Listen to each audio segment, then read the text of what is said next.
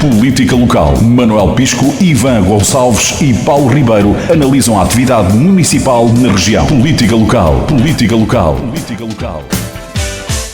Bom dia, bem-vindos a mais uma edição do programa Política Local com Manuel Pisco, Presidente da Assembleia Municipal de Setúbal, eleito pela CDU, Ivan Gonçalves, Presidente da Assembleia Municipal de Almada, eleito pelo PS, que ainda não está entre nós. Vamos ver se consegue chegar a tempo desta edição, estava em viagem, e Paulo Ribeiro, vereador do PSD na Câmara Municipal de Palmela.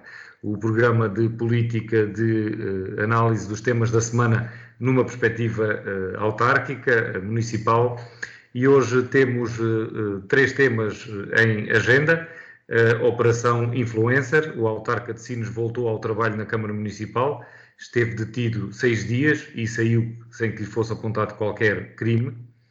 Em Grândola foi aprovada a redução da taxa do IMI de 0,33 para 0,30 e esta tendência é no distrito para a redução do IMI. Já temos 2 municípios com a taxa mínima e temos também um terceiro tema.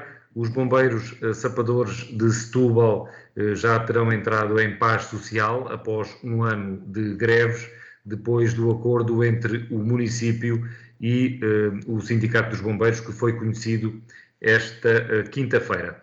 E eu aproveito para informar os ouvintes que estamos precisamente a gravar na quinta-feira, e digo isto para explicar por que razão é que não tratamos a vigília promovida pelas 3 autarquias da Arrábida, digamos assim, por Setúbal, por Palmela e Sesimbra, para lutar pelo SNS e pelo Hospital de Setúbal. Esta vigília está marcada para sexta-feira à noite. Não vai ser tema deste nosso programa, precisamente porque estamos a gravar ainda antes deste protesto ter lugar. Eu cumprimento Paulo Ribeiro e Manuel Pisco. Boa noite. Começamos pelo primeiro dos temas de que falei, a Operação Influencer. O autarca de Sines, Nuno Mascarenhas, eleito pelo PS, já está novamente no exercício das funções, depois de ter estado detido 6 dias. Acabou por sair sem que lhe seja apontado qualquer crime, não houve indiciação. O juiz de instrução não indicou qualquer crime. Aliás, os 2 crimes de que Nuno Mascarenhas estava indiciado pelo Ministério Público são corrupção ativa de detentor de cargo político e prevaricação, mas o juiz de instrução deixou cair esses 2 crimes em toda a acusação, mesmo relativamente aos outros arguidos, o que significa que Nuno Mascarenhas não estará indiciado por qualquer crime. E temos também um outro pormenor com relação a este tema, agora mais recente. Entretanto, o Presidente da Assembleia da República, Augusto Santos Silva, decidiu pedir desculpas, quase em nome do Estado, é isso que se pode inferir pelas palavras. Disse que pedia ele desculpa, uma vez que mais ninguém pediu, e está a ser muito criticado. Eu desta vez começo por Paulo Ribeiro, e antes de mais nada olhando para a opção de Nuno Mascarenhas de regressar ao trabalho. Acha que fez o que devia ser feito neste caso, Paulo Ribeiro? Bem, cumprimentá-los a todos e aos nossos ouvintes. Isto é sempre uma questão complicada quando qualquer pessoa, não é só num detentor do cargo público, é ainda mais complexo. Mas qualquer pessoa que se veja envolvida numa indiciação, numa investigação, pode sempre passar por estas agruras. No caso, em concreto, do Presidente da Câmara Municipal de Sines, o que há aqui um pouco a lamentar é que ele acabou por estar privado durante 6 dias da sua liberdade. Portanto, foi uma detenção, e não é só nestes casos, atenção. Eu acho que em muitos outros casos que se passam por estes tribunais fora, estes são os mais mediáticos, porque aparecem na televisão, porque estão figuras públicas envolvidas, mas este hábito do Ministério Público usar e abusar da detenção cria estes engulhos às pessoas. Neste caso do Presidente da Câmara de Sines, é mais flagrante, porque ele acaba por sair sem que o juiz de instrução criminal o tenha indiciado por qualquer dos crimes. Também não iria tão longe, como disse, mas é claro que depois as pessoas caem no exagero. Ele, do ponto de vista dele, obviamente que deve estar satisfeito pelo resultado a que chegou o primeiro inquérito judicial, mas isto não significa que, tal quando ele disse que foi absolvido pelo juiz de instrução. Eu não queria aqui fazer um bocado de... Não queria ser desmancha-prazeres, mas queria um bocado usar aqui o rigor dos factos e o rigor da lei. Ele, no fundo, o que foi o juiz de instrução, o que veio dizer é que, de acordo com os indícios que o Ministério Público já tinha carreado para o processo, na ótica do juiz de instrução criminal, não havia matéria suficiente para indiciar o autarca de Sines por aqueles crimes que ainda agora o Francisco falou. O que não quer dizer que, no decurso do inquérito, porque ele continua arguido, no decurso do inquérito não venha a haver mais prova ou não. Portanto, isto é, no fundo, o normal dos tribunais.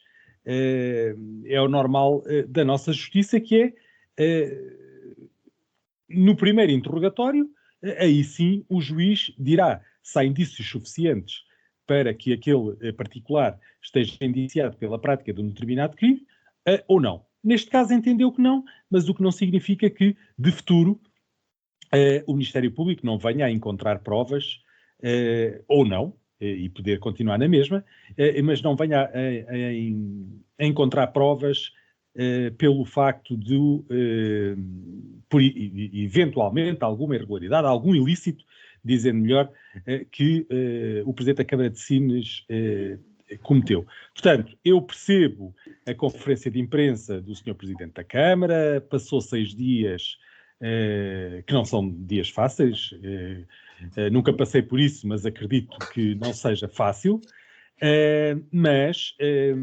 daí até dizer que foi absolvido, acho que é um bocado demais.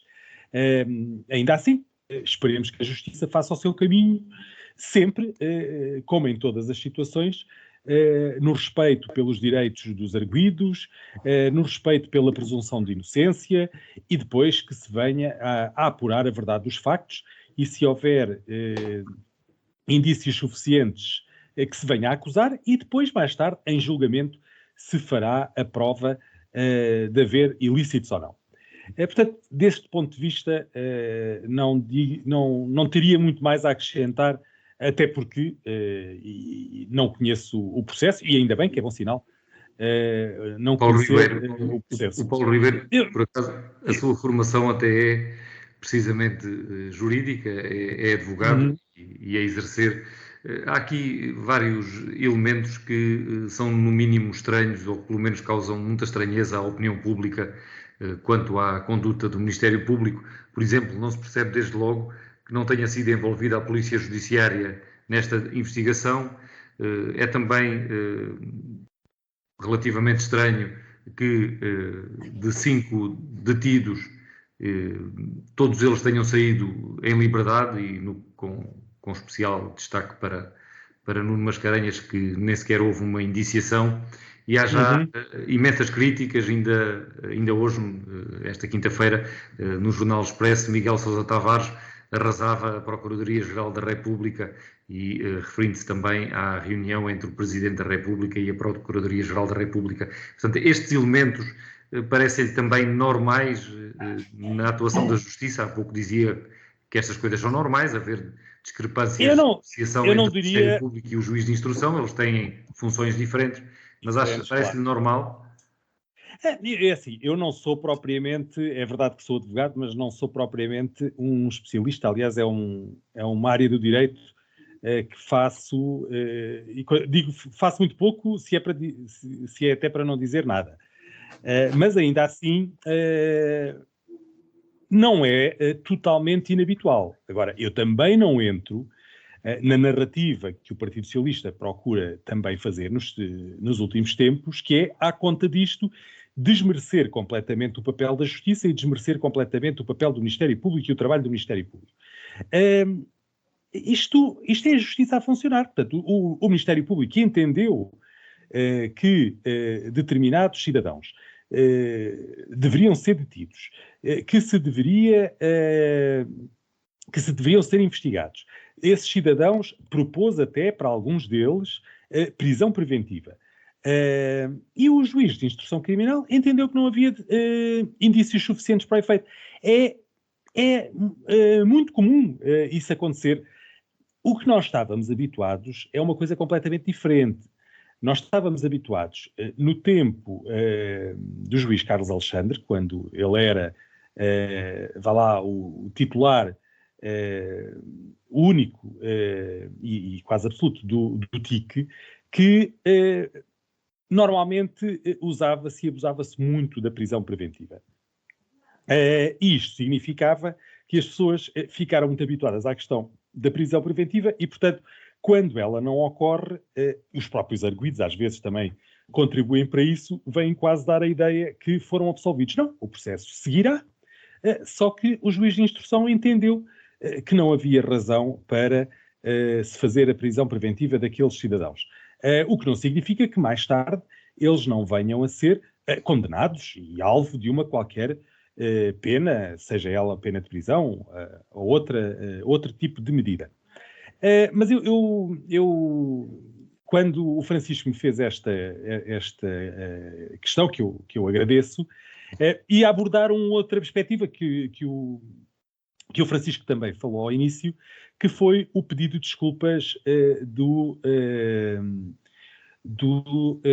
Presidente da Assembleia da República. Paulo Ribeiro, já vamos a essa parte. Ok, não, tá bem. não o recordei precisamente porque ia deixar para uma segunda ronda. Está bem. Ok, então eu falo isso. Vamos ouvir agora primeiro o Manuel Pisco, que ainda não falou. Manuel Pisco, boa noite também. E na sua opinião, a atuação do Presidente da Câmara de Sines é aquela que deveria ser? Concorda, por um lado, e por outro, o facto de ter estado detido e, apesar de tudo, ainda ser arguido, embora não seja detido, mas certamente que é arguido neste processo, não lhe retira credibilidade para exercer todas as funções que o cargo de Presidente da Câmara implica? Ora, é arguido se for acusado.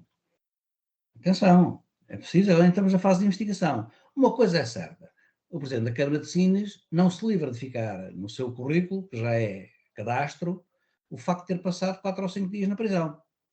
E depois sabemos que há uma condenação implícita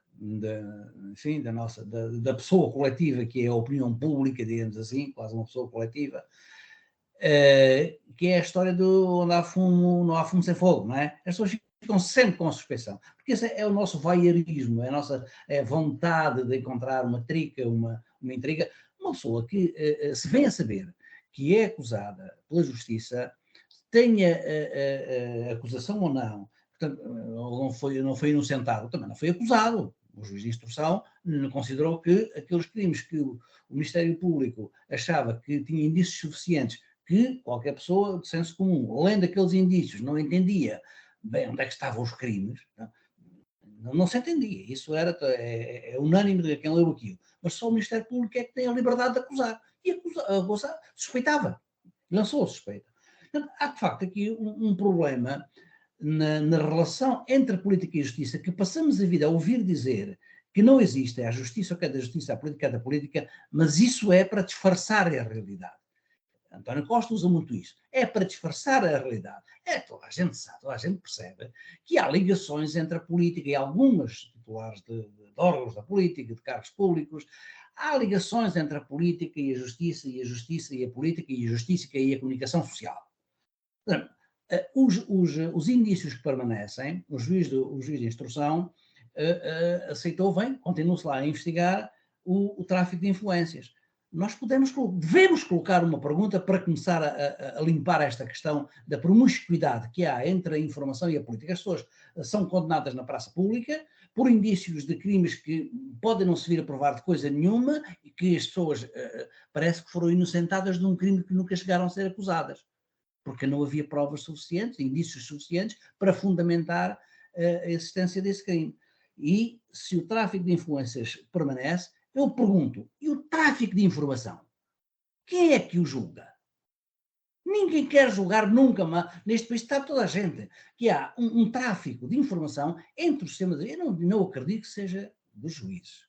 A partir da altura em que o processo é público, isso já não existe. Mas quando o processo está em segredo de justiça, está em investigação, por tem que estar em segredo, quando convém a algumas partes, sabe-se tudo. Portanto, ou são funcionários do sistema judiciário, ou são promotores do Ministério Público, ou são... Quer dizer, alguém está sistematicamente, como está à vista de todos, isto é preciso prová-lo, que aparece nos jornais, aparece nas televisões, e depois, ao abrigo da defesa da fonte de informação dos órgãos de comunicação social, nunca se sabe de onde é que vem. Mas o segredo de justiça é sistematicamente quebrado e é evidente que ele só pode vir dentro do sistema judiciário. Já viram algum caso desses apurado a sério e alguém condenado ou que fosse penalizado por facto de ter quebrado o segredo de justiça? É que o segredo de justiça também é uma daquelas coisas que deve ser pesada entre a ponderação de interesses entre direitos a defender, que o Primeiro-Ministro falava, para fazer política é preciso conjugar a contradição de interesses que estão defendidos na lei. Sim, senhor. Pode ser, em certa medida pode ser. Mas, sobretudo, se as leis forem mal feitas e forem obscuras, não forem claras e objetivas. Porque quem faz as leis é a Assembleia da República. Quem faz os decretos e os decretos regulamentares, quem dá a execução a essas leis é o Governo. Se as leis forem dúbias, e nomeadamente as leis de organização e funcionamento da Justiça. Não é, a Justiça é um sistema autogerido. Não é. Responde perante as leis que visam dar cumprimento aos objetivos que estão estabelecidos na Constituição para a justiça igual para todos. A justiça igual para todos. Por isso deve ser cega neste sentido. Igual para todos. Mas nós nunca vemos resultados. Vemos sistematicamente reportagens atrás de reportagens, transcrições de documentos que têm segredo de justiça e ninguém se incomoda com isto. Porquê? Porque isso interessa. Eu chamo isto o tráfico de informação. E isso serve para condenar na praça pública muitas vezes pessoas de quem não se vem a provar coisa nenhuma, mas foram condenados na praça pública. O autarca de Sines fez muito bem, então se não está acusado, está inocente, e ele assume a sua inocência. É como o Primeiro-Ministro, que o Presidente da Assembleia da República vem pedir desculpas, vem quase que a acusar o Ministério Público de ter feito mal. Eu não sei se o Ministério Público fez mal, o conhecimento dos factos ou a falta de ligeireza dos indícios veio-se a provar quando há a apreciação do juiz de instrução. E é a primeira apreciação que até lá não devia haver conhecimento de nada. Porque o Primeiro-Ministro se demitiu, ninguém o demitiu, ninguém o mandou embora. Se demitiu foi porque ele achou que as circunstâncias já não lhe eram favoráveis a continuar no cargo de Primeiro-Ministro. Normal, mas foi ele que se demitiu, atenção.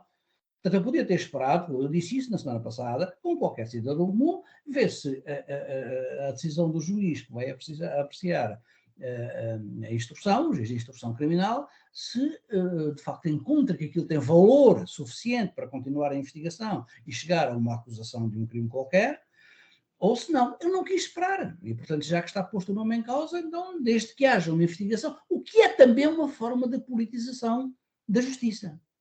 Ou seja, é não admitir que um titular de um cargo público, por mais alto que seja, possa ser sequer indiciado de alguma suspeita. Ora, pode ser indiciado, tem que se investigar e tem que se apurar sim ou se não. Portanto, isso está certo. Mas dizer que se pedem desculpas porque o sistema é estar a presumir que o sistema funcionou todo mal. Ele não funcionou todo mal. Investiga o que tem que investigar, chega-se a um momento da verdade, que é quando o juiz de instrução aprecia, e depois há de haver um juiz de julgamento. E antes do juiz de julgamento, ainda há de haver o juiz ou o tribunal de recurso. E, portanto, isso Manuel Pisco,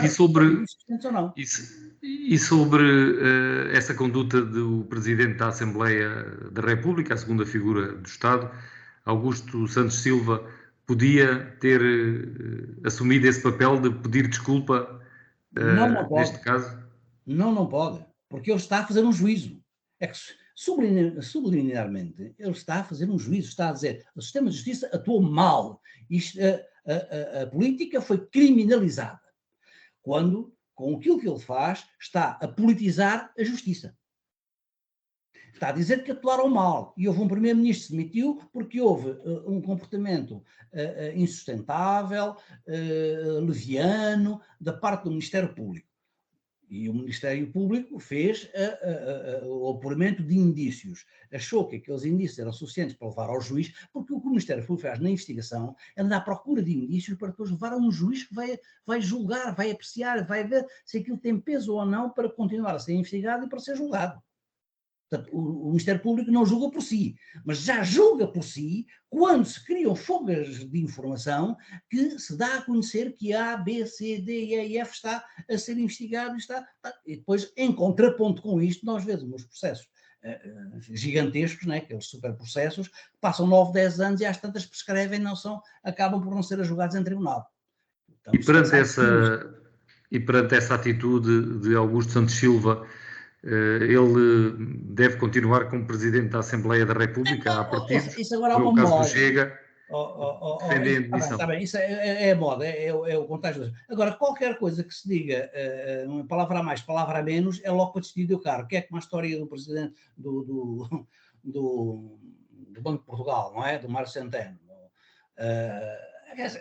Até o senhor não declarou vontade disto ou vontade daquilo. O facto, se calhar o Primeiro-Ministro não devia ter dito, convidou ou desconvidou, porque isso nem cabe a ele. Não é? A questão da formação do governo é uma questão que tem a formação, a admissão, a aceitação da admissão, ou a solução que sucede a um governo que pede admissão, que um Primeiro-Ministro pede admissão, isso é da esfera do Presidente da República. Ele quis dizer no meio da rua que tinha proposto o Mário Centeno, o diretor do Banco de Portugal. Mas não sei se fez bem, se fez mal. Eu acho que fez mal e foi para embrulhar um pouco as coisas, não é? Agora, o Mário Centeno não disse que aceitou nem que deixou de aceitar. Portanto, é ridículo, isto é completamente ridículo andar a levantar suspeitas de isenção. Até o Ministro das Finanças sai do Ministro das Finanças, vai para Presidente do Banco de Portugal e ninguém levanta a questão da isenção. Levantou-se a derrama e falou... Então, é uma parte que é que no sistema de bancos europeus que se fez, os bancos passam a estar por cima dos governos e passam a comandar. Os governos têm que obedecer aos bancos. É pura e simplesmente assim. Agora, não se fez a questão à altura, agora é que se vem levantar quando o homem não diz eu quero sair daqui, quero ir para o outro lado. Isso, enfim, é oportunismo político, não é oportunismo partidário. Agora, o senhor veio-se a pronunciar mal, sim, está em fim de mandato, deixa-no ficar a chegar ao fim de mandato, é ridículo estar agora a pedir a substituição do senhor lá porque o Chega considera que o Presidente da Assembleia da República não é o Presidente dele. O Chega é capaz de considerar que a maior parte do país não é país para ele, não é? Ou a população não é povo para ele, é outra coisa qualquer. Mas isso não tem sentido nenhum. Agora, o senhor Presidente da Assembleia se portou mal também, porque aquilo que as palavras dizem tem que se descascar as palavras para ver o sentido implícito que lá está. E o que está ali a fazer é um juízo de valor sobre um comportamento indevido de um setor da justiça. É isso que ele está a fazer. E não tem que fazer. Então, se há política ou cada política, a justiça ou cada justiça, então fique em silêncio e deixe ver os resultados da política. O problema fica sim, esta questão que eu chamo de tráfico de informação, tem que ser resolvido. Enquanto não resolvemos isto, a gente não deixa de ter escândalos e julgamentos da praça pública e decisões arrastadas durante anos que também têm que ver com esta... Então faz justiça enfim... Vamos ouvir também Paulo Ribeiro sobre esse aspecto mais específico da atuação do Presidente da Assembleia da República. Há pouco já ia começar a fazer a sua apreciação, Paulo Ribeiro. Obrigado, Francisco. Eu há bocado de facto ia falar isso, mas o meu colega Manuel Pisco ainda não tinha falado, mas ainda bem que o Manuel falou antes de mim, porque ele disse muito daquilo que eu queria dizer, e eu às vezes até penso que posso ser aqui um bocado, ter alguma má vontade com o Presidente da Assembleia da República, mas verifico que o Manel, que é um homem ponderado, tem no essencial a mesma opinião do que eu. Porque efetivamente o que nós temos aqui, o Manuel Pisco falou muito na questão do há política ou que é da política, que é aquele jargão que o senhor Primeiro-Ministro usa quando lhe dá jeito, Porque quando se lembra de fazer conferências de imprensa à hora que os arguidos estão a ser interrogados pelo juiz de instrução, aí ele já não se lembra do apelido, o que é da política. Mas ainda assim, o que nós temos aqui da parte do Presidente da Assembleia da República é uma coisa ainda mais grave, porque o Presidente da Assembleia da República, o que aqui nos veio fazer foi até, para já, não há razão para pedir desculpa. Depois, se alguém tem que pedir desculpa, é o Ministério Público. Nós, por alguma razão, em Portugal, e nas democracias modernas, temos a separação de poderes. Nós temos um poder judicial, um poder executivo e um poder legislativo. Ora, o Presidente da Assembleia da República é, não há dúvida nenhuma, o primus inter pares do poder legislativo. É o Presidente da Assembleia da República que é o órgão legislador por excelência do nosso sistema constitucional. E o Ministério Público faz parte da Justiça, portanto, faz parte do setor da Justiça, do poder judicial, que é simbolizado aqui pelos tribunais, no conjunto dos tribunais, e o sistema de Justiça também incorpora o Ministério Público. Ora, o que o Presidente da Assembleia da República quis fazer foi substituir-se ao Ministério Público e fazendo esta interpretação de que devia ser pedida desculpa ao Presidente da Câmara Municipal de Sines.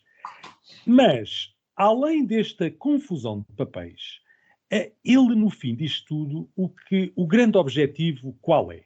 Na minha opinião, é descredibilizar a Justiça, descredibilizar o papel do Ministério Público e, com isso, descredibilizar toda esta investigação, a chamada investigação influenza. Porque, como já se viu de há uns dias a esta parte, esse é o objetivo de altas figuras do Partido Socialista. Já não é a primeira vez. Nós já vimos isto da parte do Partido Socialista quando foi o caso José Sócrates, pelo menos numa fase inicial, depois perceberam que era demais. Foi assim também no caso Casa Pia. Portanto, o Partido Socialista tem efetivamente um problema com a justiça. E o problema que tem com a justiça é que ele não sabe conviver com uma justiça que não esteja dependente do poder político. E depois, quando percebe que a justiça está a fazer o seu papel, independentemente das pessoas virem ou não a ser condenadas. O problema é condená-las na praça pública. Não é o facto de nós sermos ou não sermos investigados, porque isso, qualquer cidadão, esteja ele na posição que estiver, não está acima da lei. Agora, isso também não significa que cada vez que um membro do Partido Socialista é investigado, é alvo de uma investigação, que o Partido Socialista não use, no fundo, todas as suas armas contra o sistema de justiça. E é isso que tem estado a acontecer e é isso que ocorre com muita frequência com o Partido Socialista e, mais uma vez, neste caso, pelo punho do Presidente da Assembleia da República, isto veio-se a verificar. Se é razão para pedir a admissão do Presidente da Assembleia, eu confesso que acho que era. Agora, a Assembleia da República tem, ou pelo menos esta legislatura, tem os dias contados. Nós sabemos que já se sabe quando é que o Presidente da República vai dissolver o Parlamento, portanto, é uma decisão perfeitamente desnecessária. O que é importante é que a Assembleia da República, e já agora o Presidente da Assembleia da República, possa terminar o seu mandato com alguma dignidade, dignidade que ele efetivamente não tem demonstrado ao longo deste seu mandato. Aliás, eu acho que nunca vi um Presidente da Assembleia da República como este. E eu já achava que Ferro Rodrigues tinha sido um Presidente da Assembleia da República muito sectário. Longe vão os tempos, e não vou falar de nenhum Presidente da Assembleia da República que tenha sido eleito pelo meu partido, mas vou falar até um de que não é do meu partido, mas que acho que foi um homem que exerceu de uma forma exemplar o seu lugar de Presidente da Assembleia da República, que foi o Presidente Jaime Gama, que é um homem do Partido Socialista e que eu acho que efetivamente soube cumprir o seu papel de Presidente da Assembleia da República. Este Presidente da Assembleia da República não tem condições mínimas e depois confunde os papéis. Confunde os papéis de quando deve agir, confunde os papéis do que é que se pretende de um Presidente da Assembleia da República e, pior do que isso, usa o cargo para que foi eleito pela maioria dos deputados para fazer aquilo que é a sua campanha para o seu percurso político, que, ao que dizem, poderá querer candidatar-se à presidência da República.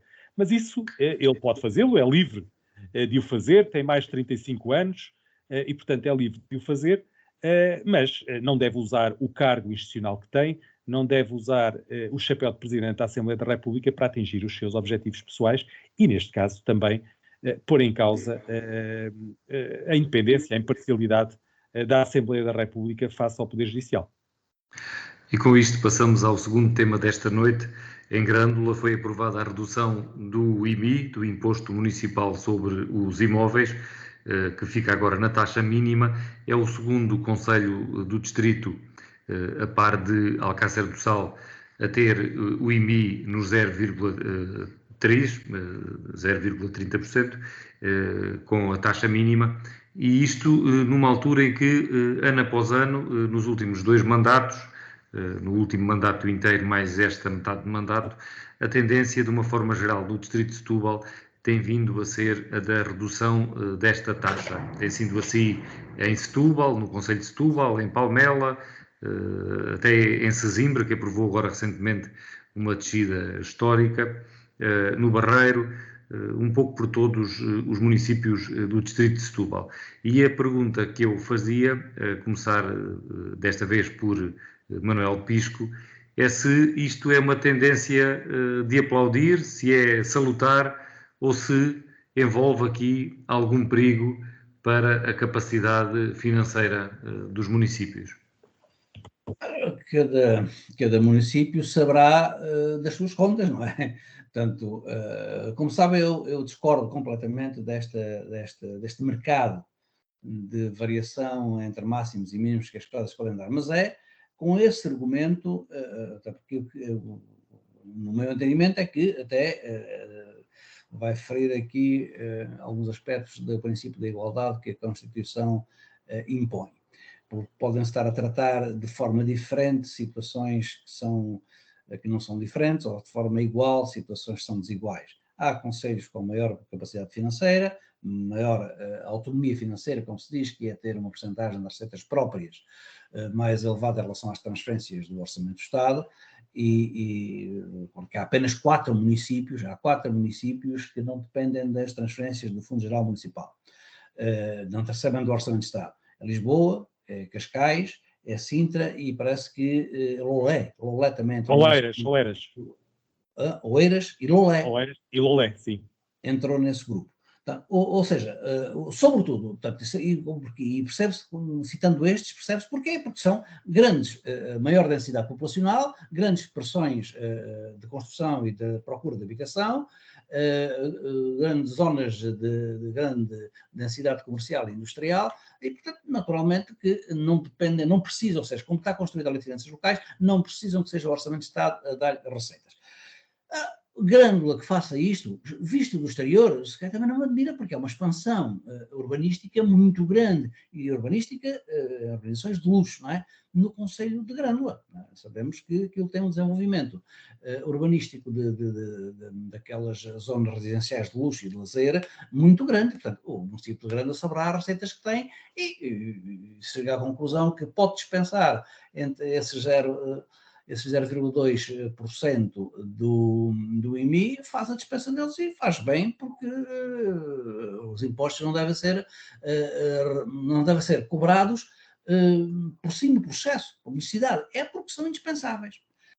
Não vejo risco nenhum, quando digo, há um perigo de quê? Quer dizer, como o IMI é fixado todos os anos, imaginemos que havia uma alteração nas leis de finanças, nas finanças das autarquias locais, que retirava, como alguns reclamam, né? Em tese, alguns reclamam que não deve ser dependente do imobiliário as receitas dos municípios, né? Porque isso depois cria situações de favores e desfavores, e até para evitar os casos de corrupção, de suspeitas sobre a corrupção, que não se deviam deixar os municípios dependentes dessas receitas, principalmente. É uma opção política, não é? Quando se construiu a Lei de Finanças Locais, construiu-se, então, se tens mais infraestruturas para responder a uma densidade maior populacional de habitantes e mais implantação de indústrias e de serviços, naturalmente que se cobre aos municípios que lá vivem, que têm o poder de nível de rendimentos mais elevado, que se cobrem mais impostos. Mas eu estou a dizer que esta é a razão de ser da coisa, mas não estou de acordo com esta coisa, não é? Portanto, as receitas devem ser fixas e deve haver o mesmo critério para todos os municípios do país. E se há que favorecer, favorecem-se todos por igual. Se é para favorecer os municípios do interior, do Alentejo, da Beira, de Trás-os-Montes, devem ser favorecidos todos por igual. E o equilíbrio das receitas desses municípios deve ser feito na Lei de Finanças Locais. Não criar ali uma margem para depois fazer um leilão. Eu dou menos um bocadinho, no bolso das pessoas é muito pouco significativo, mas isto tem um rendimento tremendo, na discussão política, partidária. No bolso das pessoas o efeito é mínimo, é mesmo mínimo, é pequeno. Não há ninguém que diga assim, ei, agora deram mais 0,3%, carregam-me aqui com mais não sei quanto. Talvez no IMI familiar faça até mais efeito. Talvez no IMI familiar isso tenha mais importância. Mas aqui não, mas no bolo da receita desse imposto, o município já é uma fatia relativamente significativa. Portanto, eu não concordo com estas variações, que deve ser um critério que seja aplicado. Municípios de alta densidade, média densidade, baixa densidade, populacional, e haver um critério igual para todos. Se o município de Grândola ou outro, Palmela está a 1/10, julgo, tá? No mínimo também tem vindo a reduzir sucessivamente, julgo que é 1/10 de diferença que tem. Setúbal tem tido alimentou esta guerra durante muito tempo, enquanto não foi mudada a lei de finanças locais que impedia, por causa do empréstimo de saneamento financeiro, que a Câmara reduzisse as receitas, a Câmara não podia reduzir de facto. Mas depois houve uma alteração, que ninguém considerou como válida, houve uma alteração à lei que referiu em concreto quais eram os regimes anteriores, do passado, que impunham que não houvesse diminuição das receitas. E quando se levantou essa obrigação, o município já ficou de mãos livres para poder gerir o seu IMI e passou a gerir. Manuel, vamos ouvir também o Paulo Ribeiro, sob pena depois não temos tempo para o último tema. Paulo Ribeiro, e qual é a sua opinião sobre esta tendência de descida generalizada do IMI no distrito de Setúbal, que agora no próximo ano passa a ter 2 concelhos, Alcácer e Grândola, já com a taxa mínima? Eu tenho apreciado essa alteração. Aconteceu, já temos Alcácer e Grândola, e como bem disse o Manuel Pisco, Palmela atingirá essa meta de chegar à taxa mínima já no próximo ano, indo aliás ao encontro daquilo que era uma reivindicação dos vários partidos, eu neste caso falo pelo PSD, e que vai haver agora a luz do dia no próximo orçamento. No próximo orçamento, quer dizer, para 2024. Ainda assim, é bom, significa que se estes municípios têm estrutura, têm receitas, têm uma estrutura de despesas que lhes possibilita diminuir o IMI, eu acho que os municípios que residem ou que têm casa naqueles concelhos agradecem, porque ao contrário do que disse o Manuel Pisco, as pessoas sentem no bolso. As pessoas sentem no bolso a redução do IMI, por mais ínfima que seja, sente-se no bolso. Até porque nós temos um problema neste momento em Portugal, nós pagamos muitos impostos e, infelizmente, graças ao desvario a que o atual governo levou os serviços públicos, temos serviços mínimos e, portanto, a população, apesar de pagar muitos impostos, não tem serviços condizentes com o volume e com o nível de impostos que paga. No caso de Grândola, eu também chamava a atenção, já agora, é um bocado puxar a brasa à minha sardinha, é verdade, mas não queria deixar de passar em claro essa oportunidade. Por proposta dos autarcas do PSD na Assembleia Municipal de Grândola, também houve uma mexida na derrama de Grândola. Isto é, relativamente aos lucros das empresas, foi aprovada a isenção de derrama até às empresas que têm um nível de negócios de lucro inferior a 150 mil euros por ano, e para as outras a derrama foi fixada não na taxa máxima, que é de 1,5%, mas na taxa de 1%. E, portanto, também nisso é uma boa notícia, neste caso, para a economia de Grândola. E, portanto, não queria aqui deixar de referir a importância e também sublinhar aqui o papel que os autarcas do PSD tiveram. Agora, há aqui eu queria também, e o Manuel Pisco falou nisso, peço desculpa pelo erro, o Manuel Pisco falou nisso, daqui de alguma no fundo, se fazer aqui um mercado quase de propostas, quem é que o faz mais barato. É verdade, às vezes isso parece ser assim.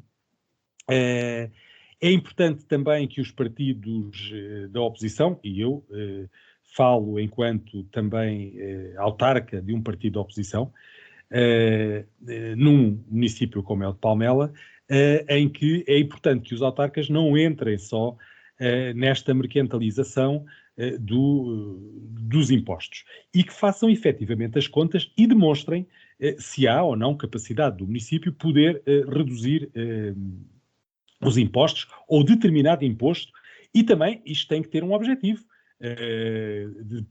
dependendo da atividade que se quer dar mais força, ou que se quer captar mais, ou as famílias que se querem apoiar mais. Pronto, depende um bocado de todas essas variantes. Eu falo por mim que todos os anos, um bocado para infelicidade do presidente da Câmara da CDU de Palmela, e também do Partido Socialista, que, como sabem, está feito com o Partido Comunista em Palmela, e desdiz tudo o que disse no passado, eu faço as contas, nomeadamente, quanto àquela proposta que eu tenho e que vem sido chumbada, que é relativamente à redução da comparticipação da Câmara Municipal no IRS. E todos os anos tenho apresentado a proposta, mostrando o que é que o município podia perder, mas também aquilo que podia ganhar com o efeito multiplicador da atratividade para outras pessoas, para o concelho.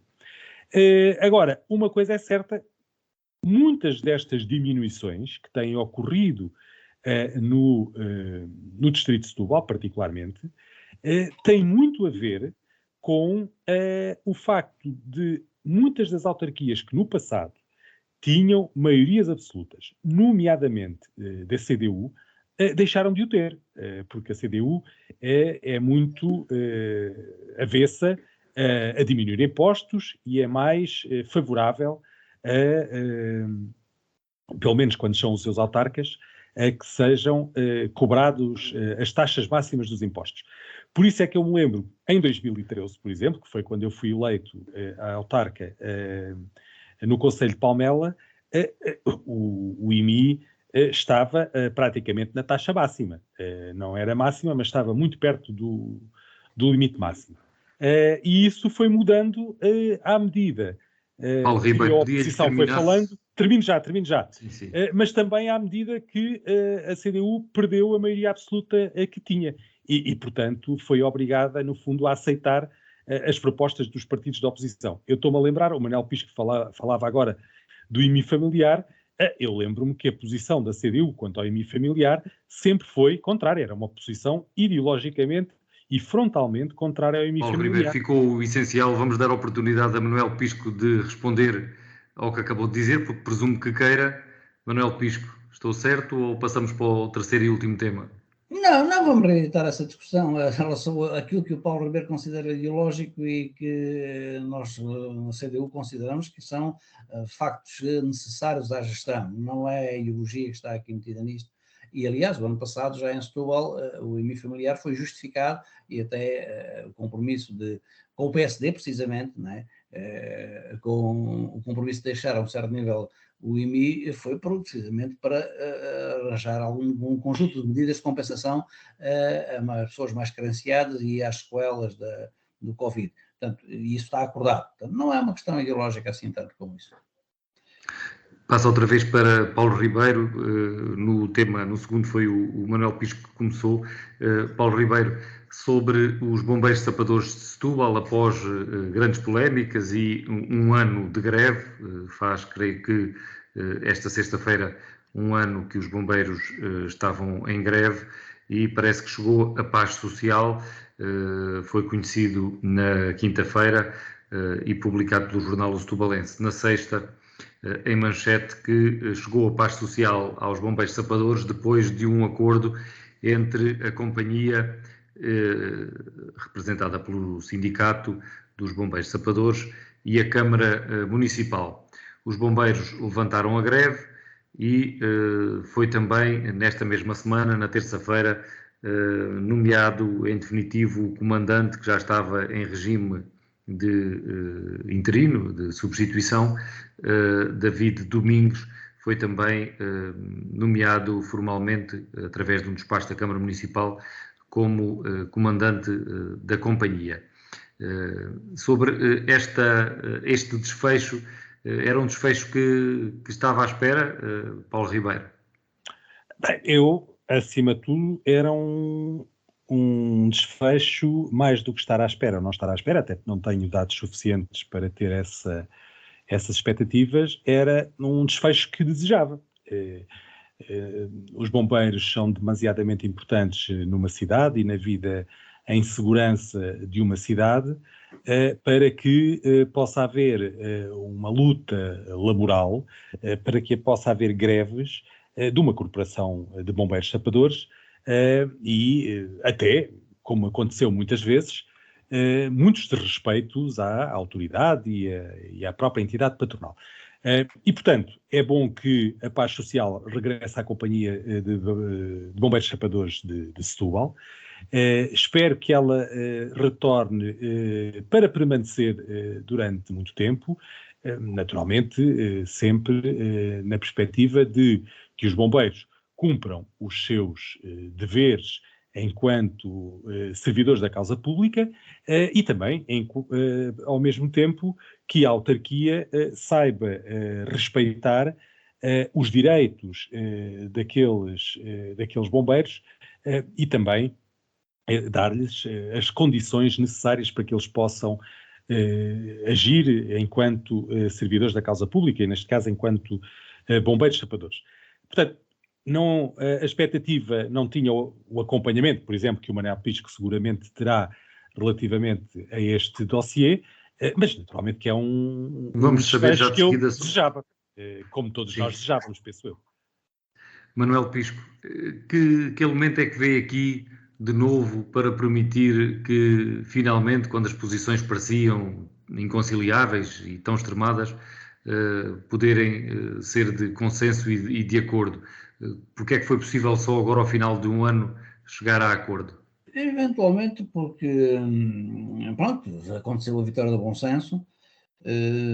Faço lembrar que a razão do levantamento da greve não tem que ver sequer com remunerações, que era a causa do conflito, as relações extraordinárias, porque ainda não saiu o decreto, ainda não está esclarecido e as decisões ainda estão pendentes da ação preventiva, né? E não é isso que é invocado no comunicado, não é isso que está invocado no despacho do Presidente da Câmara, que tem o pelouro da Proteção Civil e dos Bombeiros, que eu já li hoje. Portanto, é sobre a organização do trabalho. É sobre a organização do trabalho, a marcação de férias, a organização dos turnos, o número de efetivos que estão nos turnos, e, portanto, foi possível chegar a um entendimento. Mas, curiosamente, o motivo mais próximo desta luta desde há um ano, esta contenda nos bombeiros não tem um ano, tem muitos anos, tem vários anos, e tem que ver com protagonistas, com as pessoas que estão nos sindicatos, que estão no comando, que estão nos pelouros, tem que ver com as pessoas. Não é?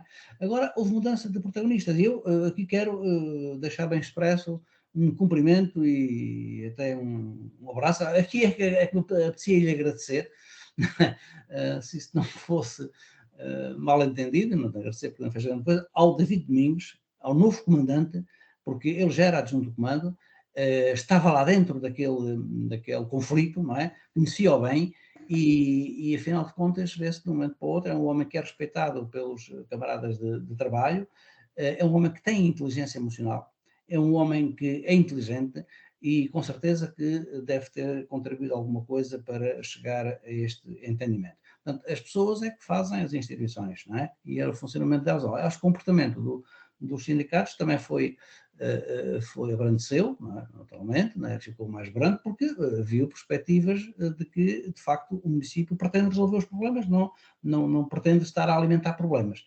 E, portanto, espera-se que agora o decreto, que eu por acaso não conheço o projeto de decretos, não sei se alguém conhece, mas espero que o decreto que vem arrumar a questão de os bombeiros terem direitos iguais aos outros trabalhadores da função pública, às horas extraordinárias e ao subsídio turno, não venha defraudar este processo todo. Espero que não. Não havia a pena estar a mexer no estatuto, não é? Assim que este diploma for publicado, as coisas julgo que ficarão definitivamente apaziguadas. E dou os parabéns a quem interveio, com certeza que o Departamento de Recursos Humanos, a Vera do Carla Guerreiro interveio nisto, o Presidente da Câmara que deu o pelouro, intervieram de certeza, e repito, os cumprimentos pela coragem que o David Domingos teve em assumir este comando nas circunstâncias, foi no ponto alto desta crise, e ele teve a coragem de assumir o comando e, pelos vistos, já tem aqui um primeiro grande resultado que, com certeza, que fica no seu currículo como é melhor que uma medalha. E com isto terminamos a edição de hoje da Política Local com Paulo Ribeiro, vereador do PSD em Palmela, e Manuel Pisco, presidente da Assembleia Municipal de Setúbal, eleito pela CDU. Esta semana não tivemos connosco Ivan Gonçalves, presidente da Assembleia Municipal de Almada, eleito pelo PS. Estava em viagem, contávamos que chegasse a tempo, infelizmente não chegou, mas estará com certeza connosco de hoje a 8 dias. A Política Local está no ar aos sábados às 11 da manhã e aos domingos às 2 da tarde, e além disso está também disponível depois em podcast. Uma boa semana para todos, até de hoje a 8 dias. Política Local. Manuel Pisco, Ivan Gonçalves e Paulo Ribeiro analisam a atividade municipal na região. Política Local. Política Local. Política Local.